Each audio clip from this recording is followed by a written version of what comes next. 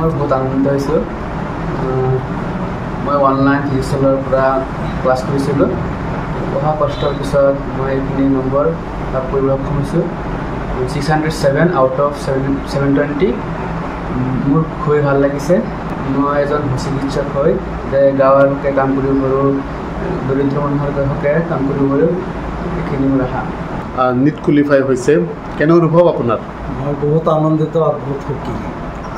আৰু আপুনি অশেষ কষ্টৰে নিজৰ সন্তানক টিভি মেকানিক কৰি বহুত কষ্ট কৰি আমি দুয়োজনক যেনেকুৱা সুবিধা লাগে সুবিধা কৰি দিছোঁ। আৰু সিহঁতে নিজে কষ্ট কৰিছে, দিনে ৰাতি পঢ়ি অনলাইনত ক্লাছ কৰি এইখিনি নীট পোৱাৰ সক্ষম হয়।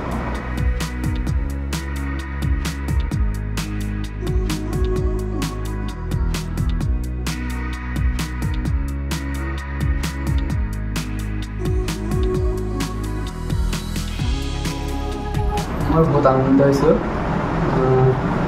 মই অনলাইন ডিজিটেলৰ পৰা ক্লাছ কৰিছিলোঁ। পঢ়া কষ্টৰ পিছত মই এইখিনি নম্বৰ লাভ কৰিবলৈ সক্ষম হৈছোঁ। 607 আউট অফ 720।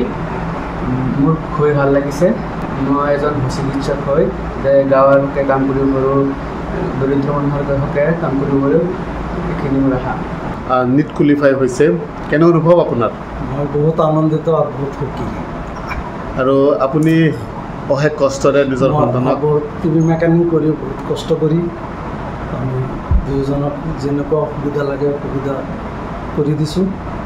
আৰু সিহঁতে নিজে কষ্ট কৰিছে, দিনে ৰাতি পঢ়ি অনলাইনত ক্লাছ কৰি এইখিনি নীট পোৱাৰ সক্ষম হয়।